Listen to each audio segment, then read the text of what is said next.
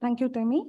Good morning, everyone. This is Dr. Vijaylata from IEEE Hyderabad section. A warm welcome to all the delegates for this 10th IEEE Humanitarian Technology Conference 2022. IEEE R10 HTC is a premier annual across-disciplinary conference that will bring together technologists, engineers, scientists, investors, representatives from NGOs, government sector, academy, and industry. This conference promotes discussion and development of electrical, communication, computing, security, and disaster relief areas to present results of recent advancements in technology in order to help improve the lives of improvisation. In IEEE HTC 2022, this event is organized by and hosted by IEEE Hyderabad section commencing for these 3 days. The theme of the conference is Internet of Things and Industry 4.0, a world of engineering challenges, is to draw special attention to the societal needs and humanitarian technologies. And on behalf of organizing committee, let me take a privilege in inviting the guest onto the dais. May I now request PJ Narayana Garu, Amit sir, Atul Negi sir, Deepak Mathur to just occupy their seat on the dais.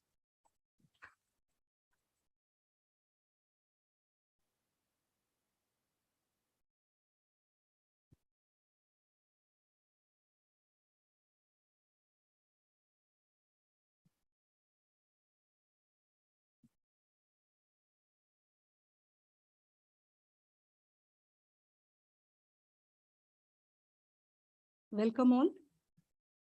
May I now request Amit Kumar, the General Chair of the conference, to address the gathering. Thank you, Dr. Vijayalata, for a great start.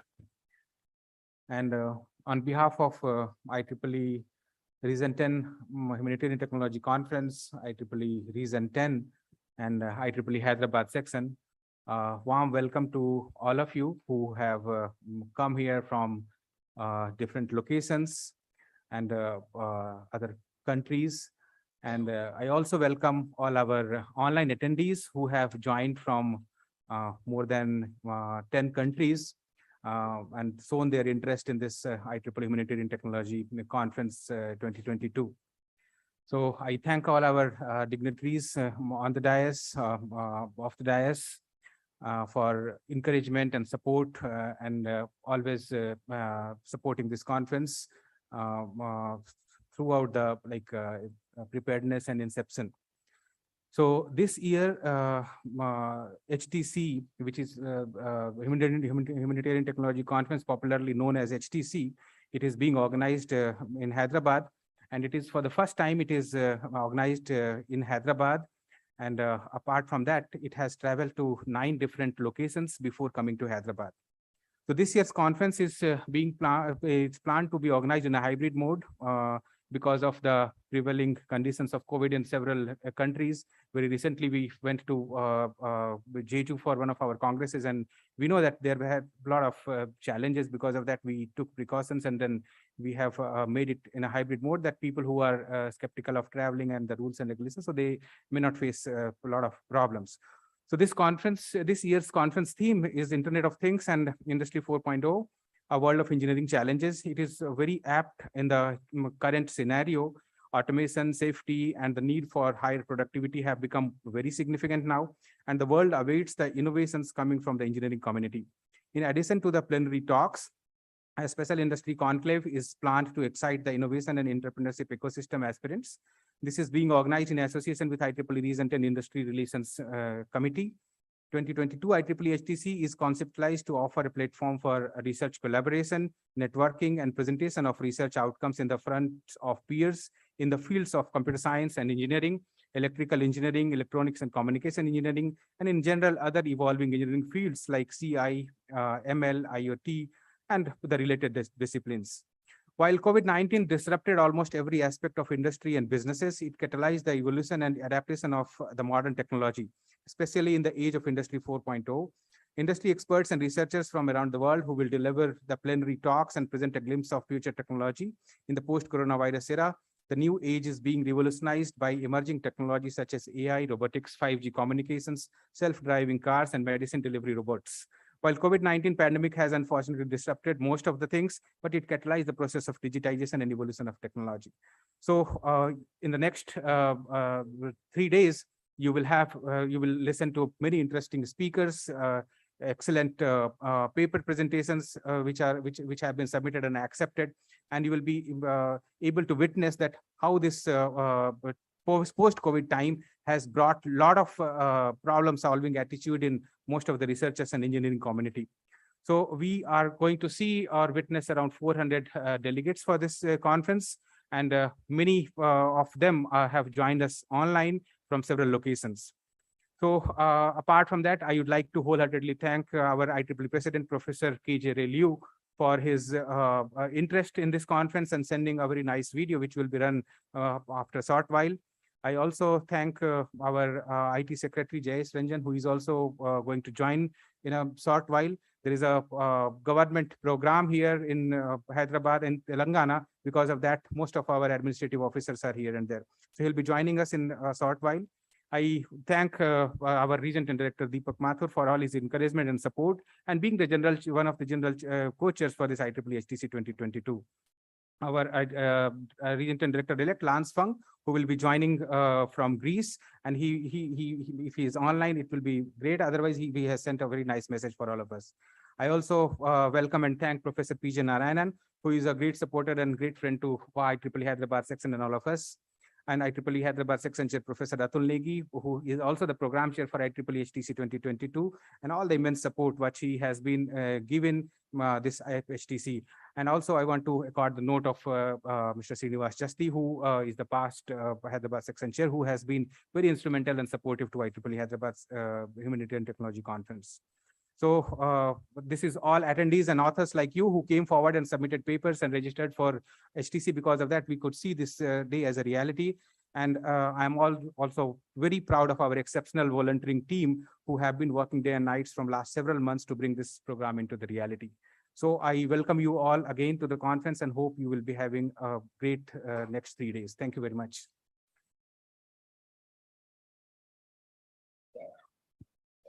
Thank you, Amit.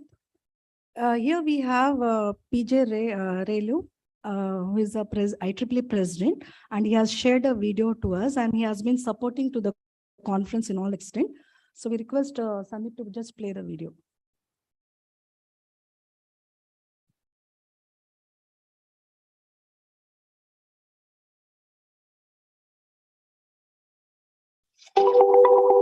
Hello, everyone. I am Ray Liu, and I have the great privilege to serve as the 2022 president of the IEEE. I want to share a warm welcome to all of the participants. For those of you who are already IEEE members, thank you. I am honored to be your colleague. Let me share my vision with you. For those of you who are not, perhaps my brief following remarks will provide you with some insight into what IEEE does, what it can do for you, and what we can accomplish together. Do you know IEEE is no longer the Institute of Electrical and Electronic Engineers? It is simply IEEE. My vision is to make it simply your professional home.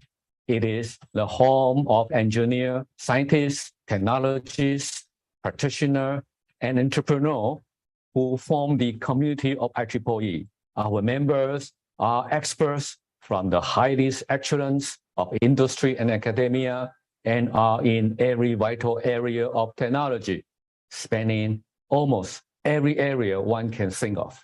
Our members are computer scientists and electrical, mechanical, and electronic engineers. They are physicists and biologists who use our tool in their daily work. They are entrepreneurs and marketeers who build their business on our technology.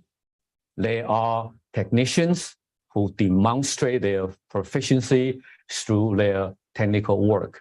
And they are teachers who share their knowledge with their students of science and technology. Long gone are the days when a technologist can count on lifelong employment with a single company. My plan is to build IEEE to be our members' home base, the home for your entire career, to help you with career growth through continuing learning and skill training, job opportunities that offer better career and professional opportunities, mentoring by connecting you with respected colleagues who can guide you, and peer networking by building a strong sense of community. In IEEE, your professional home, we have suites of product and service, including publications, conference, lifelong learning opportunities, society and council, session and chapter standards, all available for our members to personalize to meet their desired needs, from when you first join IEEE as a student member until retirement, this professional home offers the product and service required for every stage of your career. IEEE can help ensure you have successful career development with great prospects, even when changing jobs.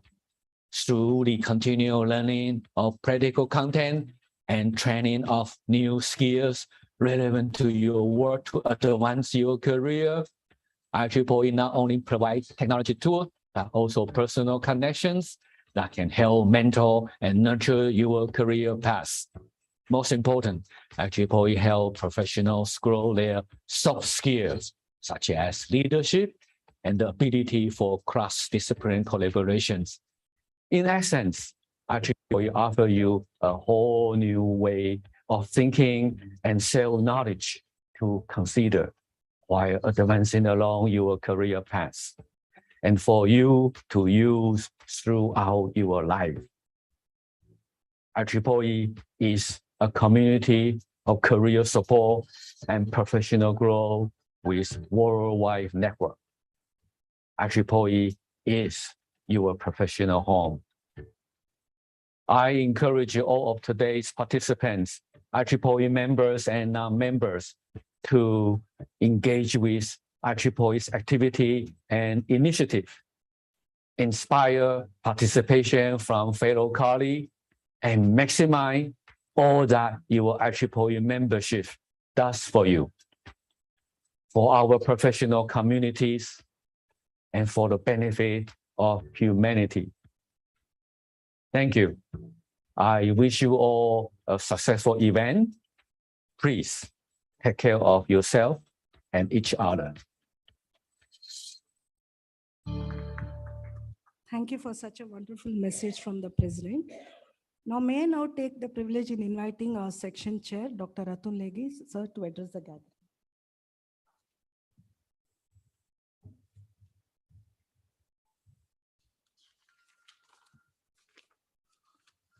Greetings to everyone. As I understand, this is being streamed live across Region 10.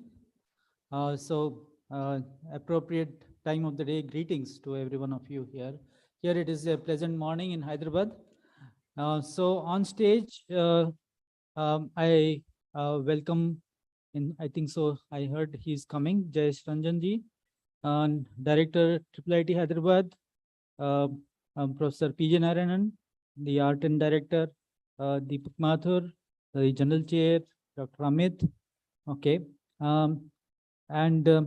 My welcome also to the R10 volunteers who are there with us here now. I think so online, my friend, Director-elect for Region 10, Professor Lance Pung, the guests and delegates who have all come to join us here in this conference, Professor Dikshitlu from the Life Members AG, and also he is the past chair of the IEEE Hyderabad. The past chairs of IEEE Hyderabad who are I'm having privilege to have with us here. The Hyderabad section volunteers. The section is powered by our volunteers. I'll be telling you a bit more about their feats in the region and all the Region 10 HTC conference volunteers, our guests and delegates. Thank you so much for being here with us. A bit about our section. So as it is a R10 event, so let me do a bit of slightly backpatting kind of things. So on stage here is the Region 10 Outstanding Volunteer Award winner for this year, Dr. Amit Kumar. Please give a hand for him.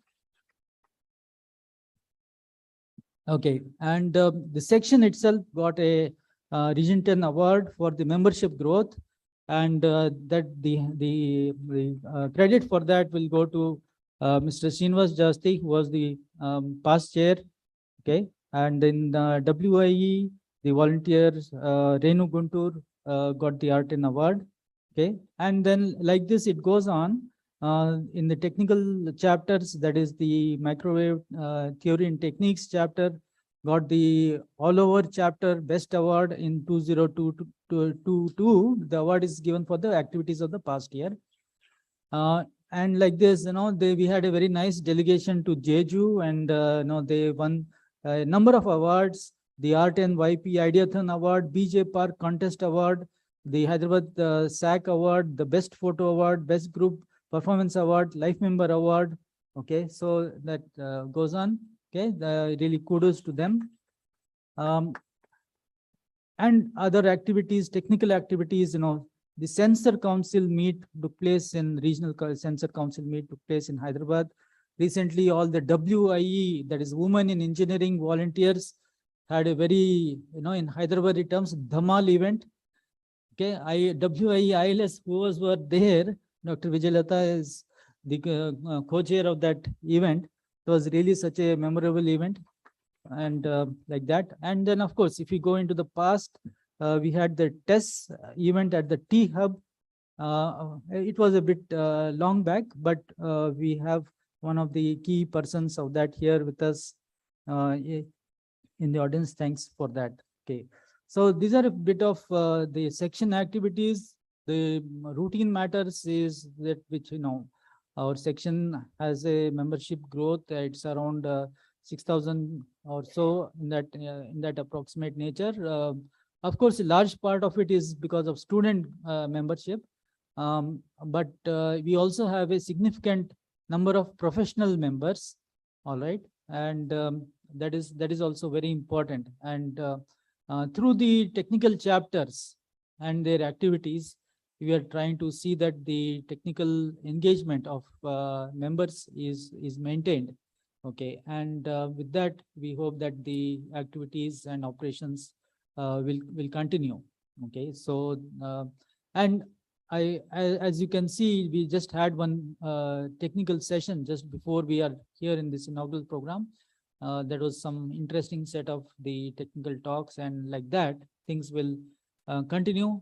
And whoever are here attending, I wish them that they will have a very good conference. My best wishes for that. Thank you so much.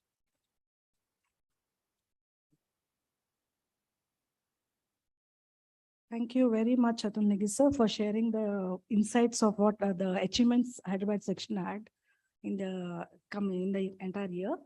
Now, may I request Dr. Mosmi, Technical Program Committee Chair, to brief about the conference.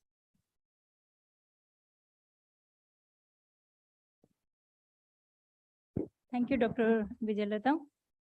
Good morning, everyone. I'm privileged to be here today as one of the Technical Program Committee Chair. There were a team of 3 members. I wholeheartedly welcome Jayesh Ranjan, the chief guest of today's function, to join today.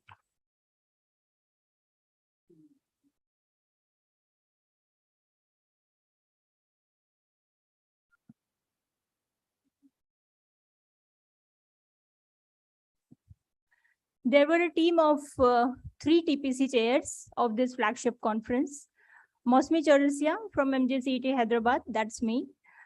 Takako Hashimoto, Chiba University of Commerce, Japan. Yan Hasi, North Academia University of Applied Sciences. I request him to just wave your hand. I'm reading today's TPC report on behalf of all of 3. There were 8 tracks in this conference. Call for papers were released on 1st October 2021. A total of 257 papers were submitted to this conference, out of which only 79 papers were selected after a very rigorous review for the presentation. Exactly 30.7% were the acceptance ratio.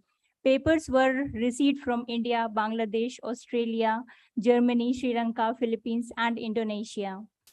As per the current trends, authors were more inclined towards the emerging technologies. That's why we received more number of papers in the theme of the conference, Internet of Things and the Industry 4.0. Another special session, Industry Conclave. We have another set of 15% of the accepted papers were from the Industry Conclave track. And I thank Sanjay Chaudhary, Region 10 Industry Conclave Chair, for supporting this track. Thank you so much, sir. It has been seen that industry plays a very vital role in academia. With the collaboration of learning industries and research and academia, the gap of educational concept and industries are narrowing down and able to cater humanitarian and social needs in a more efficient manner. Every paper has undergone minimum 3 reviews and up to 7 to 8 reviews as well, where we got very much confused that whether this paper should fall under which category. Through EDAS platform, all the papers were assigned with respect to the reviewer's expertise. There were international and national reviewers from reputed industries, reputed universities and industries. It took over 2.5 months to complete the entire review process from February 2022 to May 2022. All the reviewers worked very hard and spent a lot of time, valuable time to complete their technical reviews. I wholeheartedly thank to all the reviewers for their tireless efforts, without whom conference can never be called a conference. Also, I thank on behalf of the TPC chair, the general chairs Amit Kumar and Deepak Mathur to give us a free hand for the strict review. We thank program chair Atul Negi and Srinivas Jasti to provide a smooth flow of paper presentation, as one session of the paper presentation has already been done from 9:30 to 10:30. I request all the budding researchers and students to attend all the presentation track so that you are well aware of the updated research. Thank you, all of you. Thank you for giving this opportunity.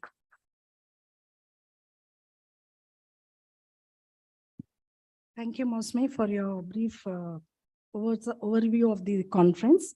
Now, let me take the privilege in inviting and welcoming PJ Narayan, sir. PJ Narayan is the director of IIIT Hyderabad and the researcher and a researcher in the area of 3D vision, computational cameras, and parallel computing. He is a very supportive member for IEEE activities at Hyderabad section and also other professional body. May I now request PJ Narayan, sir, to address the gathering?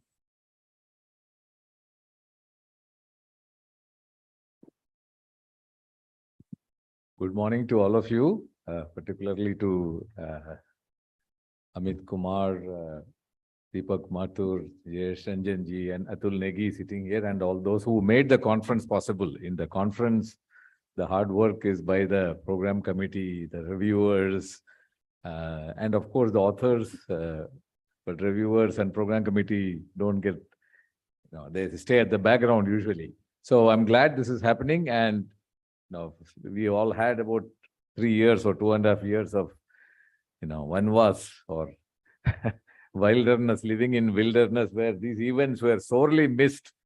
And of course, we all slept to a world in, in March 2020 when the pandemic struck, and we are waking up about now to a well-transformed world. The attitudes about travel, attitudes about conferences, attitude about meetings are changed quite a bit, and even classes, so even universities are finding it a challenge. But I hope we will settle to a better normal than 2020 rather than the same old one before 2020. So a bit about it more. IIIT Hyderabad is a research focused university, a small institute actually, hardly 5 kilometers from here. We were established in 1998, and we are set up by the state government, but not controlled by it. So it's a completely different model. We didn't have to inherit the models of a state university or a central institution like an IIT. So we decided to establish a very research-focused curriculum, research-focused everything, that undergraduate, postgraduate levels. And research is at the core DNA. And after building sufficient background in academic or standing in academic research, we have now been, last 5 or 10 years, we are trying to branch out or have more focus in very applied research. I mean, applied research for research sake, academic sake, publication sake is very thrilling. We all live there first. But I think when the research is applied to broader social, bigger social problems, everybody benefits. And those are the more challenging problems. When you have to solve the problem, deploy it for everybody and do it in 100 rupees. Now you have all the challenges, not just technological, but engineering, social, everything. So some of our recent activities have focused on through a technology innovation hub that was established at the institute through the National Mission on ICPS by DST. We are focusing very heavily on transportation and healthcare. In transportation, we are in both of these we are partnered very strongly by Intel, who have been behind us, and along with Government of Telangana, we signed an MOU at the start of 2020 to establish a Applied AI Research Center. And that's, so our focus has been a lot on, how to make our roads safer using technology. So we have a iRaste project that runs in the first phase of it, or first project is running in Nagpur city, where about 150 of the buses, the city buses are equipped with some camera and other sensors to collect the state of the road, state of the bus, as well as to determine, which are the black spots, the gray spots, where accidents happen or accidents may happen. And this is a project done by, technology strength given by IEEE or Intel, but the Nagpur Municipal Corporation, the Mahindra and Mahindra, the automobile companies, as well as there's this institute called CRRI under the CSIR umbrella. This is Central Road Research Institute. They are the ones who understand what needs to be done and about the roads. It's not only about technology. We can say whatever we want, but we may not make sense. So together, the goal is to have simple interventions on the road to reduce accidents. And this was inaugurated a year ago by Nitin Gadkari ji, the Union Minister for Transportation in Nagpur. And he set a target in 3 years, reduce fatalities by 50%. In that area. That's a tall target, but something that we really need to work for. A follow-up to that effort is happening in Telangana now, iRaste Telangana, we call it, that just kicked off. This is focusing on the highways. So on the long-distance roads that go all the way to the ends of to the state or to Vijayawada, to Bangalore, these buses are getting fitted with similar technology and then understanding the similar things or reducing accidents on the roads. In fact, the statistics is very overwhelming that among the road accidents that happened, a huge percentage happens on highways, big highways, and they'd happen in the very early morning hour. There are, these statistics, just statistics from at least India is very, very revealing. And so we expect the data, we collect the data comes to IIIT. We have a research team working on it. And we, of course, have the road research and other domain experts who are giving us the right advice. So this is one example. We have started something on healthcare, which is, again, there are things that people like me, computer vision person, works on how to improve some processing of X-ray or MRI. These are for diagnostics. But in healthcare, I think the big benefit is from public health. And this is the time we know, after we go through the pandemic, we know now, all of us now know about 1,000 times more about public health than we knew in February 2020. So how do you, one of the things that we are doing, there are many things being done on that, but one important thing that I want to mention is have a virus surveillance. Now, if you get these slides or samples from all kinds of hospitals, right now we are tied up with several hospitals in the state, but also hospitals across the country, and get these, these samples, blood samples or other slides, and just look at screen for the popular viruses, the presence. This is they call it virus surveillance. What virus activity is going on in different parts of the city, different parts of the state, different parts of the country. This could be a predictor for many things to come. COVID was a new virus, but there are old viruses, they keep coming back. So this apparently, this is a very hard task. Because it needs a lot of people, a lot of samples to be got, and then of course the processing and the storing, etc. That's the strength of people like IIIT and Intel. So this is another notable project. We also have a living labs, a a mini smart city established on our campus. Our campus is heavily, lots of sensor data come there. There are dashboards, you can visualize things, and we are extending some of it to some of the city roads or other junctions and so on. And all these, we have good partnership with companies. We're just talking to Venkatesh from Silicon Labs, who have been a very strong partner in that activity. MIT has funded it, but all these are possible in IIIT Hyderabad, or in Hyderabad even more so, because we have a government. The government of Telangana has been extremely proactive. Anytime you go with a proposal to them, they want, why are you doing only in 10 schools? You do it in 100 schools, or the response is always, why are you doing it so small? Do it bigger. So that, this is very important, because you want to look at problems that are of societal nature. An important partner is the government. Without the government, we all have complaints about government, but government is ultimately the enabler. And with government, you can go a lot farther than without the government. So that's one of the things that we have been engaging with the government of Telangana, especially, has been very positive. And using their example, we are able to engage with others. So the theme of this conference of the IoT and other human technology, I think humanitarian technology is a very, technology is really useful only if it serves the humanity.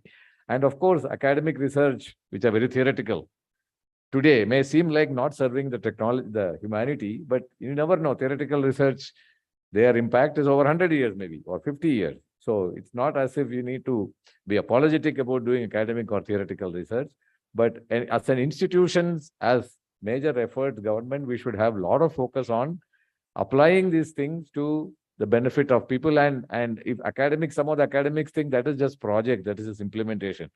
But the fact is that's a lot more challenging than just improving the performance of an algorithm in your lab, because it has to work in the field, and there are 1,000 challenges.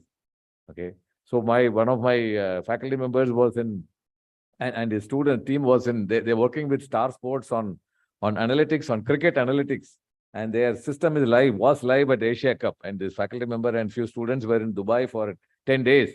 And they had tested the whole thing with Star Sport. They've been working for 2 years. They have tested it in Eden Garden, several stadiums. But Asia Cup got shifted to Dubai. So he went and trying to tune things there. He said they use different cameras, the heights are different, and they had to work very hard, and it couldn't even be used properly in the first 4 or 5 games. And the last half of the tournament, it got tuned or set up, calibrated properly, and it was used there. So these are the challenges when you work on real world. Real world is real world. You cannot say this camera is different, so I give up. That doesn't make any sense. And if you are coming to public health or transportation on the road, it's all the more important. So I think this is a different kind of focus for academic institutions.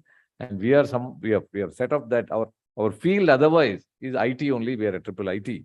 But we don't want to be limited only to the technologies, hardware, software technologies, but also team up with these application areas. That's where we have experts in healthcare, we're experts in road, we are experts in sports. We work with Pulela, Gopichand and others, because there is a sports analytics happening. So I think this is where the university, it becomes a university from an institute of narrow focus. So this has been our focus, and I see many papers and many keynotes in this represented here, which are very relevant, very useful. I hope all of you will benefit from it. And I thank IEEE the Region 10 and for organizing this conference, for bringing it here, as well as for inviting me. Thank you very much.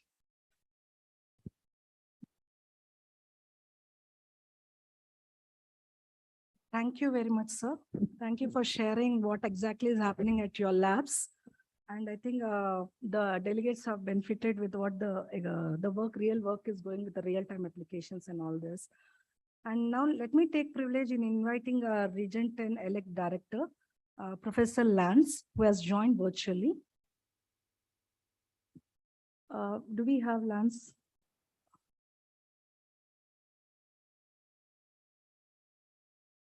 Lance has been an active volunteer for IEEE for nearly 30 years at various positions at chapters, section, and council level at Australia. And he also was the executive committee member at Region 10 and he's the Region 10 elect for the next coming year. So we welcome you, sir.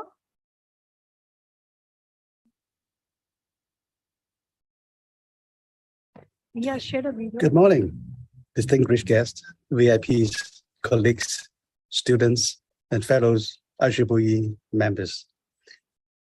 I apologize that I'm not able to be with you this morning in today's 2022, the IEEE Region 10, the 10th Humanitarian Technologies Conference held at Hyderabad. I bring you greetings from Athens, Greece. As you can see that this the time of recording, I'm at the foot of the Apocalypse of Athens. The ancient Greeks, has contributed many things to the world. It's been considered as the cradle of democracy. And more importantly, they have contributed important aspects and the disciplines like the philosophy, mathematics, astronomy, medicine, and the literature and the theater as part of the Greek culture. They also influenced the world civilization and culture. To this end, IEEE plays the equally important role dedicated to advancing technology for the benefit of humanity. The IEEE Region 10 HTC provides the cross-disciplinary platform that brings together all the stakeholders so as to promote the discussion of the development of the technology to improve the lives of the impoverished. I just trust that all of you will have the opportunity to listen to the keynote speakers, plenary talks, and also for the presentation by your fellow researchers. And more importantly, please make use of the opportunity to network and to have friendship, develop new collaborations and cooperation among one another. I wish everyone a fruitful meetings, and I hope to meet you in the next IEEE meeting as well. I wish you all the best. Once again, I bring you greetings from Athens. Thank you. Thank you, Professor Lance, for your wonderful message. Now I take the privilege in inviting our own director, Deepak Mathur sir, who has been supporting to all the activities across the globe and at the Region 10 especially. And sir has been serving at different capacities at the section level, council level, and Region 10 level, and also at MGA level. He has more than 35 years of professional experience in the field of electronics, telecommunication, IT infrastructures, and has held various engineering and managerial positions. We welcome you, sir, and thanks for all the support you have been extending. Thank you.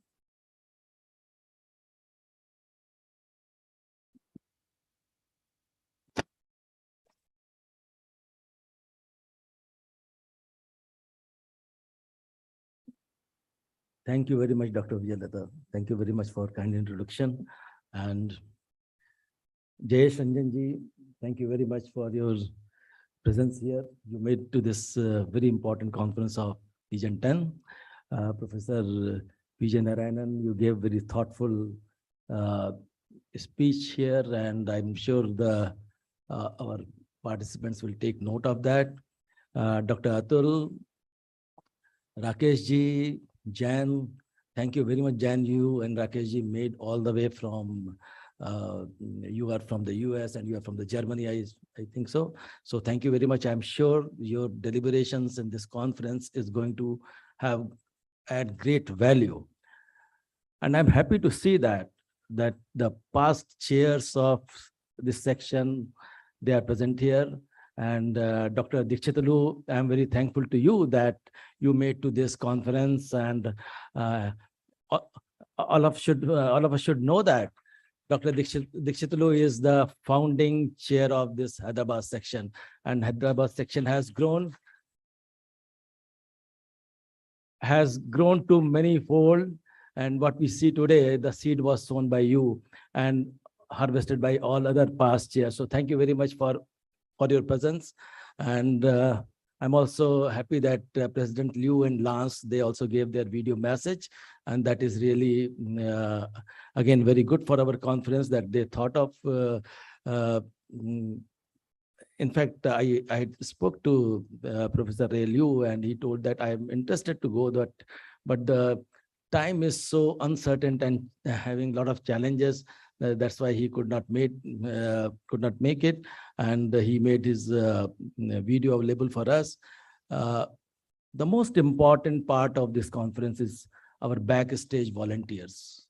So they work very hard, and their tireless effort ultimately make these kind of the conferences successful conferences. And let us give a big round of applause to them. I think I would like to take name of Sandeep, Vamsi, and many other volunteers who are, I see personally that they work very hard and making this conference very successful. So thank you very much for your all work, and you students and young professionals, they are really backbone of IEEE. If I talk about Humanitarian Technology Conference, the concept of humanitarian technology came in 2011. So it also started from the India, from the region 10, and there was one natural calamity. And from there, our engineers found that how technology can help at the time of disaster. Then there was a lot of discussion, introspection, brainstorming. And we found that the humanitarian technology is very important because there is a certain section of society, there are many underprivileged. So we did not call underprivileged, we call it underserved people, those who have not really got the benefit of technology. So this humanitarian technology came into the discussion, and we formed the site. And I'm very sorry to inform you all, I think you might be all be knowing the person who started passed away very recently, Amarnath Raja. He has contributed a lot for this site programs and humanitarian programs. And in 2013, the first humanitarian technology conference was conceived and was held in Sendai, Japan, and it was to seek a possibility to apply advanced technologies more to improve the life and society of people of all over the world, and especially in the area where the technologies are not fully applied effectively. So this was the idea behind that, and the theme was quite different because in 2011 there was a great earthquake in Japan, and the theme was lessons learned from 2011 Japan earthquake and other natural disasters around the world. Conference was very successful, and we thought we are going to make a pilot conference in region 10, and we'll see that if it is successful, then we are going to take it further. And subsequently it was organized in 2014 in Chennai, and 2015 in Philippines, Cebu. And since then, we are organizing it in a regular way. And if I talk about the 2013 conference, which was in Sendai, and Sendai was chosen because the earthquake site was very nearby.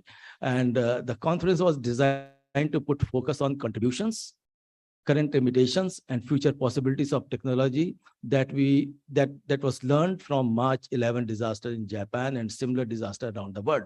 The goal was to share the experience of the tragedy and to seek a measure to avoid and reduce the damage of possible future natural disaster. So we have come long way today, and today's theme is IoT and Industry 4.0. A word of engineering challenges. So we started with something else, and we have come this way, and with the main goal to serve the underserved individuals, underserved society. So that is still in our mind, that is still in our focus. In region 10, if I talk about region 10 is one of the largest region of IEEE, and its membership was 150,000 plus. And if I want to compare it with the IEEE, the region 10's membership is equal to region 1 to 6 membership of USA. So 40% alone is in region 10, and 40% region 1 to 6 combined. Such a growth is attributed to the dedicated committed and passionate volunteer of IEEE Region 10. So I would like to take this opportunity to thank each volunteer who is contributing for IEEE Region 10, in fact, for IEEE. And you have made Region 10 proud. And it is not only the number of members in Region 10.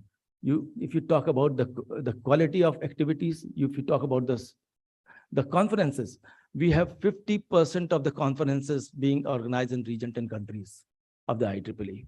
We have got highest number of sections in Region 10.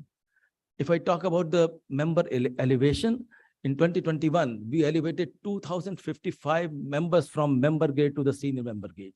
So our performance has always been outstanding in all the fields. So thank you very much for what you all do for IEEE.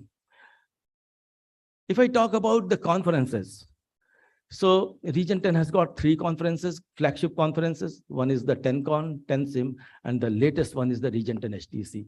And Region 10 HTC is really taking our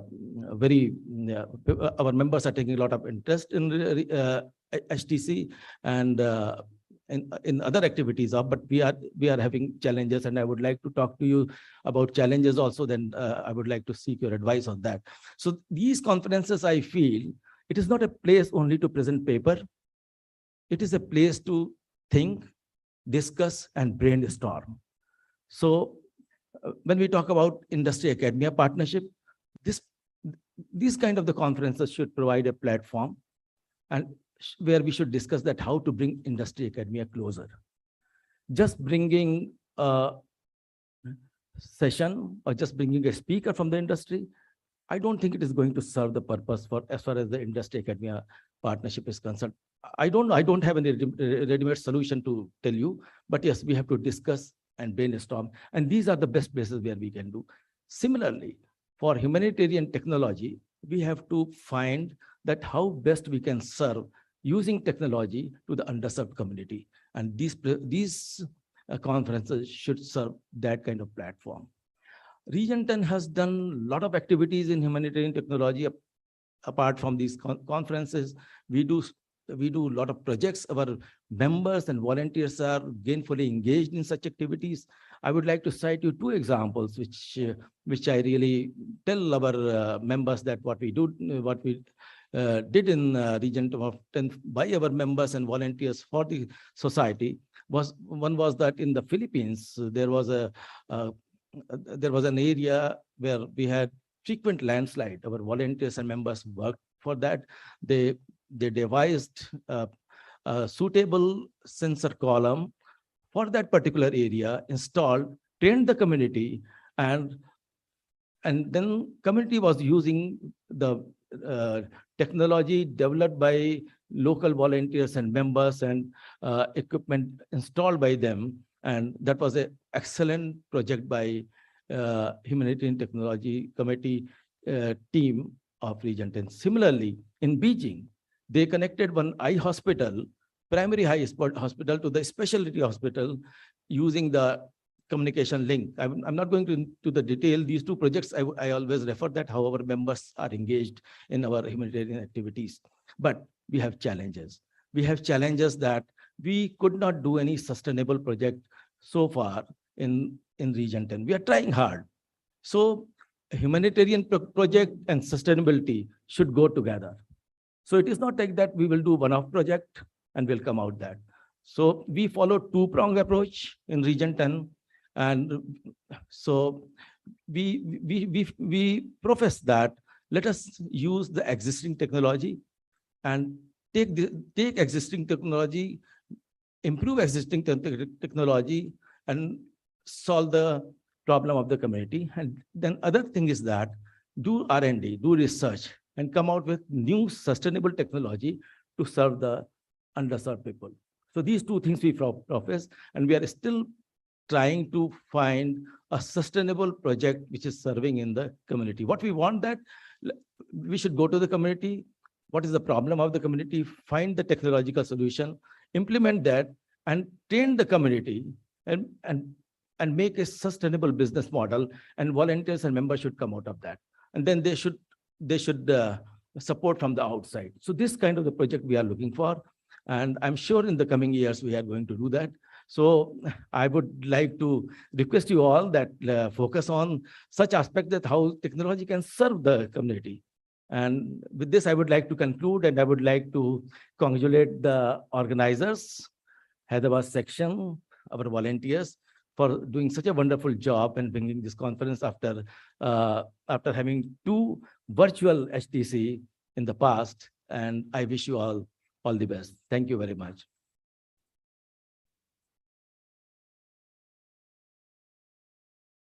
Thank you very much, Deepakji, for sharing the overall projects and what activities we have been doing at Region 10 level.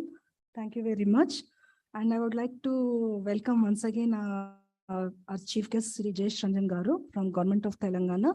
And I take the proud moment in requesting our own Temi to introduce our Chief Guest of the day.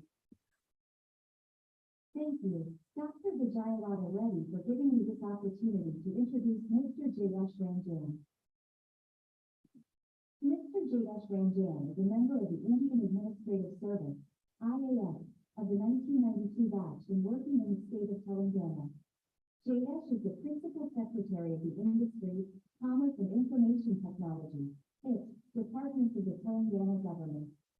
Jayesh supports many social, cultural, and charitable causes and is on the board advisory committees of various social organizations.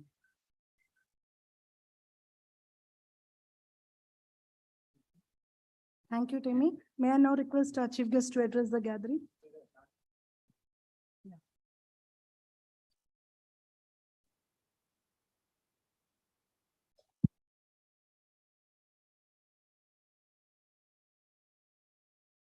Thank you. Thank you very much. Amit ji, Mr. Mathur, Professor P. Jain, Professor Negi, distinguished participants, people who are online on the live stream. First of all, my apologies for showing up late. But nevertheless, I'm very happy that I'm here and I can spend some time with you. I also appreciate this innovative way of getting introduced. When the machine started speaking, normally my office supplies a very long introduction whenever I go for some conference. So there have been many occasions when I have to cut the MC short and then I ask the mic. I was wondering how will I cut the machine short if it reads the whole thing. But fortunately, you have edited it well and it is much. So machine has more intelligence than human beings. It knew when to stop and mercifully I get more time to speak.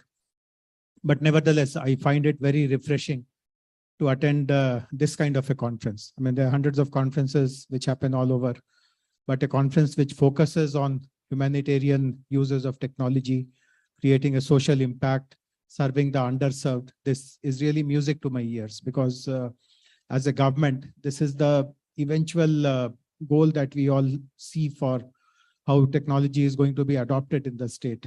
In fact, many of you would know our Chief Minister, Shri K. Chandrasekhar Rao Garu, while he has many other merits and virtues, his grasp over technology is not very in-depth. I mean, he is familiar with technology, but he may not know terms like IoT or artificial intelligence and so on and so forth. So, but whenever we go to him, because in the last 8 years of our state being a new state, there are lots of accomplishments in the technology sector. And whenever we go to him and present something, like we have created a record of creating new IT sector jobs, or our IT sector exports are far more than earlier years. He, of course, appreciates what we do. But at the end, he poses only one question, that how does it benefit the common person in the state? And every time we complete our interaction with him, this message is reinforced that whatever we do, eventually, unless the last person in the remotest village of our state is benefited from technology, we really can't be making any tall claims of all kinds of successes or accomplishments, etc. The other way in which this message has also hit us very hard is, as some of you would know, the national government is running a very important flagship program called Digital India. And in parallel to Digital India, states also, many of the states have their own programs. our state also has a program which is called Digital Telangana. Incidentally, our program started a few months before Digital India. And in many ways, our goals are much more audacious, much more ambitious, much more aspirational than that of Digital India itself. So one of the programs that we run under the Digital Telangana is to ensure that broadband connectivity is provided to every home in the state. And it's a humongous task. It has taken huge resources, lots of time, commitment, but finally we are getting there. Maybe in another 6 months or so, we should be able to provide optic fiber connectivity through underground cabling to each and every home in the state. And this is a big task, as I said, because there are close to 8 million homes. But again, we all recall this proverb that you can take a horse to water, but can you make that horse drink? So this is a very hard-hitting kind of an experience of ours. There have been many villages where we have completed this fiber laying exercise. But the typical example is, let us say you are an ordinary villager living in some remote village. You go to sleep tonight, and when you wake up in the morning, someone tells you, hey, there is broadband at your doorstep. Now, you're not going to start jumping in joy and rushing out and buying this tab or this device or this phone. In fact, for a large number of people, it won't even register. What is this broadband? Why is everyone so excited? Many of them will not see any value immediately into this. Many of them, of course, some of them may not be able to even afford devices, etc., though that number is very minuscule. But many of them will have other priorities. I mean, this broadband, etc., is not a very important priority for them. But all of us know the opportunities that digital provides, the ways in which their lives can be transformed, etc. So now we have started focusing on the second part. Like, we have taken the horse to water, but now the real challenge is, how do you make them drink? And our experience has shown that there is only one way in which you can make the horse drink, which is by ensuring that some of their biggest pain points are addressed using technology before they arise. If you can show to them that this is a problem you have been suffering with for generations, not just you, your father's time, your grandfather's time, all of you face this problem. And here is a solution with the help of technology. The solution is affordable. The solution is accessible. You can do it yourself. It's quite simple. And then we see amazing kind of buy-in from the community, particularly from the underserved, as Mr. Mathur has mentioned. And I guess this is the only way in which you can ensure that whatever amount and resources and time and effort you are making in creating that huge network of digital infrastructure, that actually comes into use. So, and the other thing which we have, I mean, consequential to this, that you have to create solutions which matter to the people. We have decided to intervene in a very big way in the areas of agriculture. Now, all of us know that agriculture is one sector which sustains the largest numbers of rural livelihoods in particular. And we also know that the agricultural practices throughout years, throughout decades in our country are extremely inefficient. There are lots of production losses, lots of productivity losses. Everything is suboptimal. The farmers eventually don't get the correct value of the produce. There are lots of intermediaries, layers, and so on and so forth. So we have now started working on ensuring that every step in the agriculture process, right from the time when you procure the inputs, you prepare the fields, to the sowing operations, the farming operations, pest management, harvesting, storage, taking it to the market. At every step, whichever are the best technology interventions, we gather them together. We encourage farmers to understand what these technologies are, make the application simple, make it very affordable, help them understand the whole thing in their own language. Typically, one of the barriers why technology is not used by the common man is this language barrier. There's a belief, more of it is a mindset issue, but there is a strong mindset that technology is only for people who live in the cities, who speak English, who wear these kind of modern dresses, not for us who live in the rural areas. We don't speak English, etc. So how do you break that barrier? By simplifying the applications of technology. So this is something which we have been doing consistently for the past 6-7 years, and the initial results are very, very encouraging. In many of these chain of activities that I spoke about, we have been able to identify some very promising technologies, and we are instantly seeing results. Production has gone up, productivity has gone up, costs have come down, incomes have gone up. And which brings me to the point about IoT. I'm very happy that the focus of this conference, this theme is on IoT, because many of the work which we have done in agriculture actually uses IoT. Many of you would know intuitively that lots of precision is possible in agriculture if you have exact parameters, let us say, of weather, of soil, of moisture, of humidity, and so on and so forth. And that kind of precision is possible if you have monitoring devices. So some very innovative work is happening in IoT for the last 6-7 years here in our state related to agriculture. And that is one area which shows lots of promise. But of course, as we know, IoT has been in use, particularly in the smart cities context initially for more than a decade or so.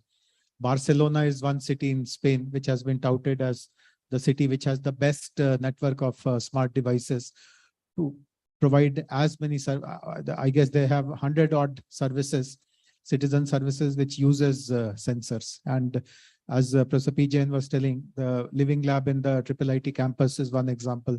Cisco has tried out a pilot on the main high-tech city road, in which they have also done smart meters, smart parking, smart lighting, and so traffic management, and so on and so forth. So we have now multiple uses of IoT, and the possible use cases is only growing bigger and bigger and bigger. Of course, agriculture is something which we have seen quite a lot. I have also seen some very innovative IoT work in the dairying sector. In fact, right very close to the airport here in Hyderabad, there's a large dairy farm in which they use IoT devices very, very efficiently to monitor animal health, change in animals' behavior, animals' mood. And typically in a dairy farm or in a poultry farm, there'll be hundreds of animals. And obviously, it's very difficult to do any kind of individualized monitoring of the animal health and other kind of parameters, but very easy to, if you tag devices on each of these animals, very easy to, again, be very precise. And again, there is a very humane element, because unlike us, animals can't tell that they are unwell, etc. You have to, it takes quite a long time to understand that something is wrong with that animal. That too, if you are an animal in a herd of maybe 1,000 animals. So this is again a very humane way of picking up animals or cows or buffaloes who are not healthy at that moment of time and provide them veterinary services, etc. So I do understand that there are many more possibilities. I would imagine that the possibilities are limitless. And as I was flipping through the book of abstracts for this conference, I did notice some very interesting work which has been proposed about education, about healthcare, etc. So I'm happy that IoT has been chosen as one of the themes. Industry 4.0 again is something which is largely driven by IoT.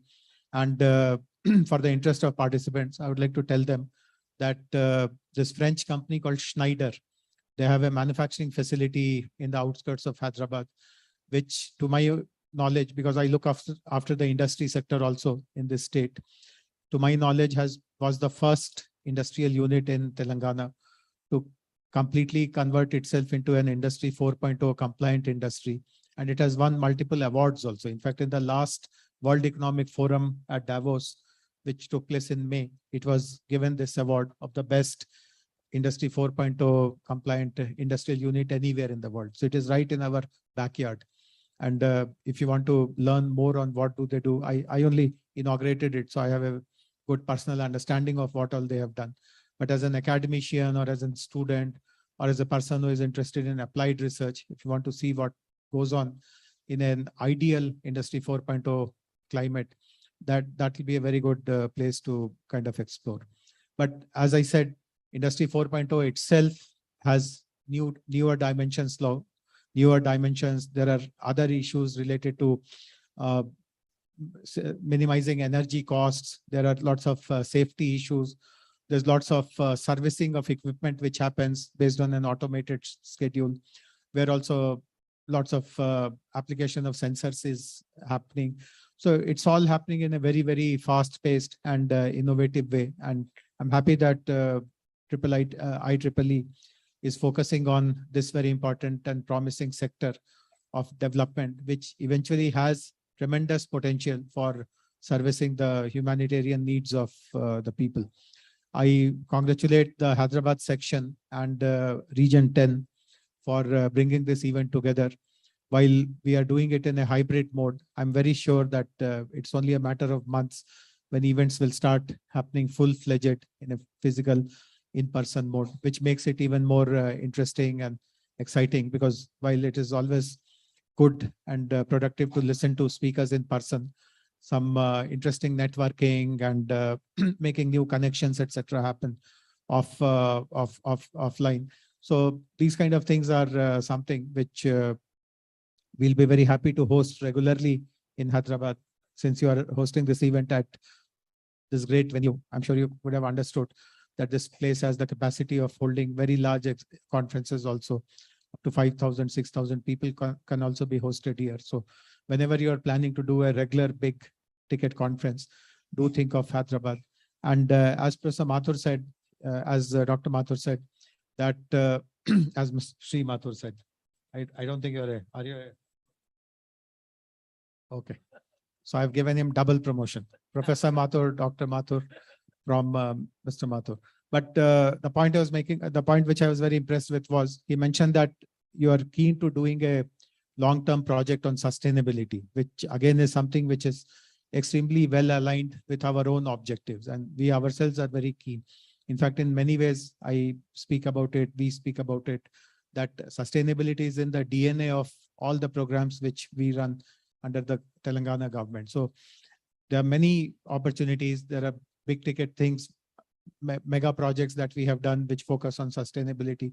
And we'll be very happy to identify some good opportunities where we will also benefit from IEEE's contribution and their analysis and recommendation. So I would be willing to take up that offer and give you that opportunity to do it together with us for some live project, which actually will create bigger social impact and benefit potentially thousands and millions of people. So I'll speak to the local section here, suggest some opportunities, and then we'll hopefully get the green signal from the main leadership of IEEE Region 10. But once again, I'm very happy that so many people have participated in this conference. Good wishes for the rest of the day and the 2 days that follow. Thank you very much for inviting me.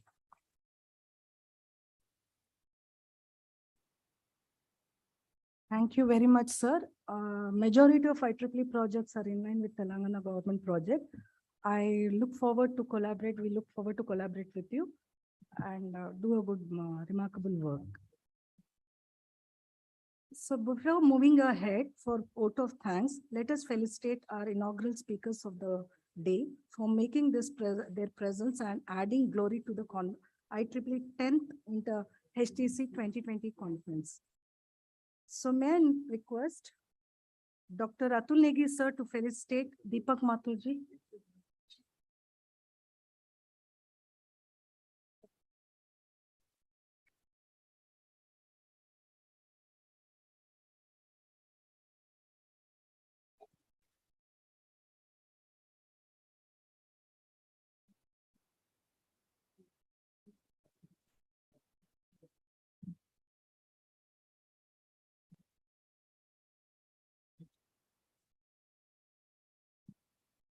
Now I request Dr. Amit Kumar to felicitate Professor P.J. Narayanan sir.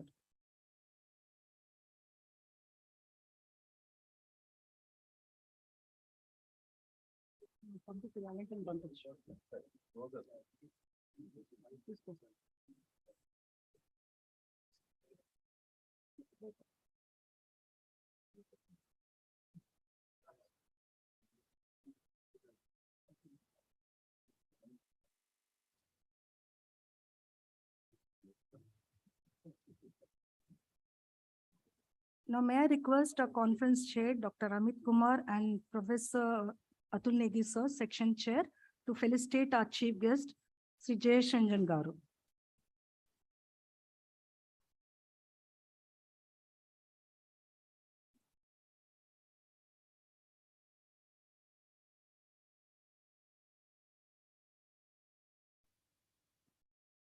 May I request all the guests to join for a group photograph?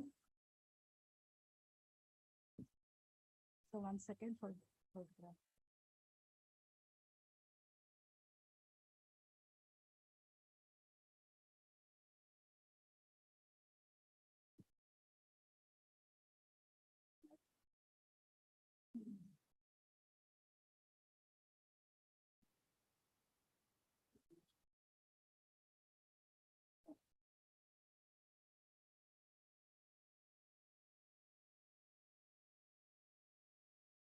Should I invite the past chairs? No, past chair.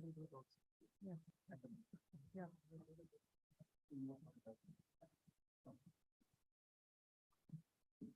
You hold up there. Jadeja sir. May I now invite Art and Execom to just join for a photograph?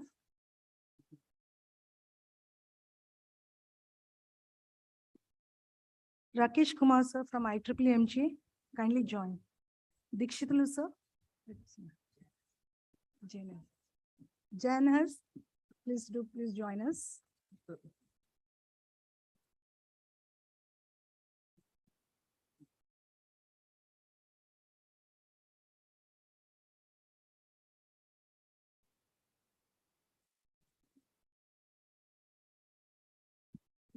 Past chairs of IEEE Hyderabad section.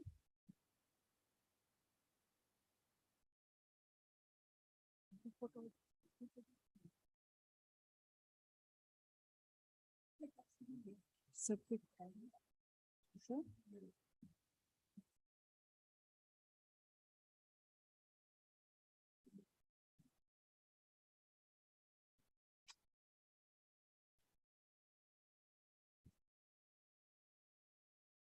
Thank you all for joining.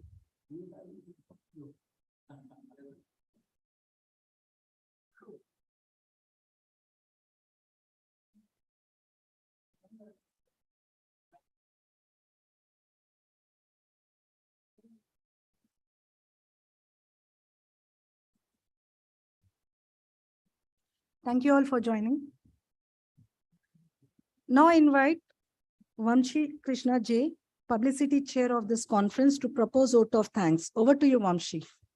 1 minute for vote of thanks. 1 minute for vote of thanks. Yes. 1 minute.